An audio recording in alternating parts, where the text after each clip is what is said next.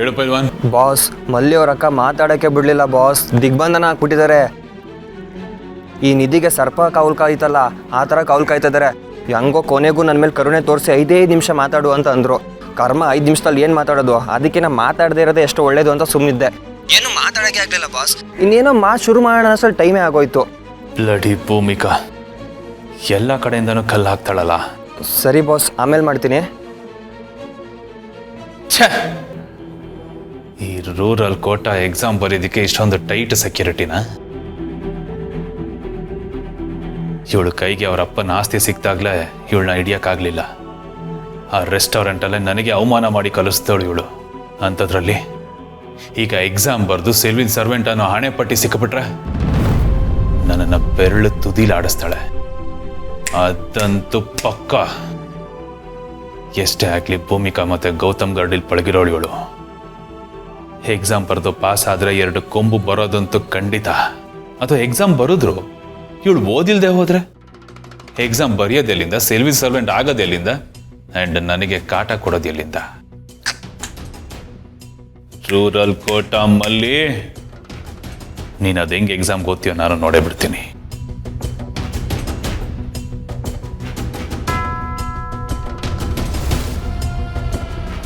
ಏಯ್ boss, phone ಮಾಡ್ತಿದ್ದಾರಲ್ಲೋ.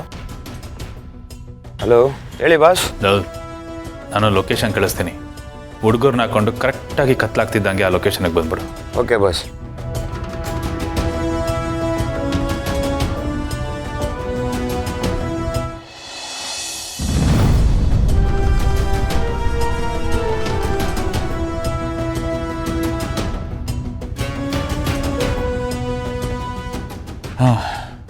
ಇದೇ ಕಂಡ್ರೆ ಸ್ಪಾಟು. ಹೇಳಿ ಬಾಸ್, ಇಲ್ಲಿ ಯಾರಿಗೇನು ಮಾಡಬೇಕು? ಕೈಕಾಲು ಮುರಿಬೇಕಾ ಅಥವಾ ಏನು ಮಾಡ್ಬೇಕು ಹೇಳಿ ಬಾಸ್. ಒಡಿಯೋದು ಬಡಿಯೋದು ಎಲ್ಲ ಇಲ್ಲ ಕಣ್ರ. ಬೇಜಾರಾಗೋಗಿದೆ ಕಣೋ ಅಂತ ಫಾರ್ಮುಲೆಗಳು ಯೂಸ್ ಮಾಡಿ ಮಾಡಿ ಮಾಡಿ. ಫಾರ್ ಎ ಚೇಂಜ್ ನನ್ನ ಫಾರ್ಮುಲಾನ ನಾನೇ ಚೇಂಜ್ ಮಾಡ್ಕೊಂಡೆ. ಮೈ ಮೇಲೆ ಬೀಳೋ ಗಾಯ ಎಷ್ಟು ದಿನ ಇರುತ್ತೋ?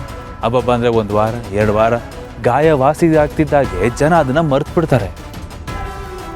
ಅದೇ ಮೆಂಟಲ್ ಟಾರ್ಚರ್ ಇದೆ ನೋಡು, ಅದನ್ನು ಜನ ಲೈಫ್ ಲಾಂಗ್ ಮರೆಯೋದಿಲ್ಲ. ಮೆಂಟಲ್ ಟಾರ್ಚರ್ ಕೊಟ್ಟು ಅವ್ರನ್ನ ಇನ್ನಿಲ್ದಂಗೆ ಅಯ್ಯೋ ಅನ್ನಿಸ್ಬೇಕು, ವಿಲ ವಿಲ ವಿಲ ಅಂತ ಒದ್ದಾಡಿಸ್ಬೇಕು. ಹಾಗೆ ಒದ್ದಾಡಿಸ್ದಾಗ್ಲೇ ಕಣೋ ನನಗೆ ಖುಷಿ ಸಿಗೋದು, ನನ್ನ ಆತ್ಮಕ್ಕೆ ಶಾಂತಿ ಸಿಗೋದು. ಯಾರು ಬಾಸ್ ನಿಮ್ಮ ಟಾರ್ಗೆಟು? ನನ್ನ ಟಾರ್ಗೆಟ್ ಒಬ್ಳು ಇದೇ ವಟಾರದಲ್ಲಿದ್ದಾಳೆ. ಅವಳು ನನ್ನ ಲೈಫಲ್ಲಿ ಹೇಗೆ ಅಂತಂದರೆ ಆಗಬಾರ್ದು ಜಾಗದಲ್ಲಿ ಆಗಿರೋ ಗಾಯದ ಥರ.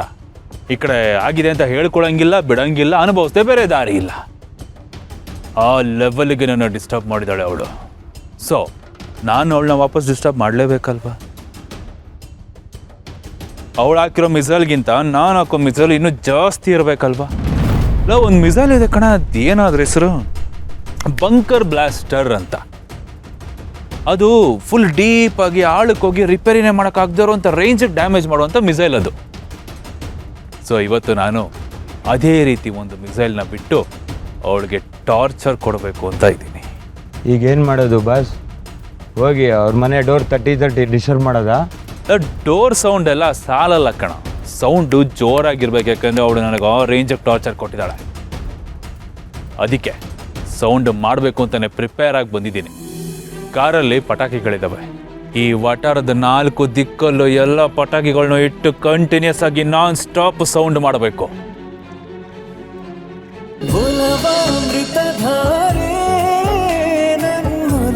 ಅಮೃತಧಾರೆ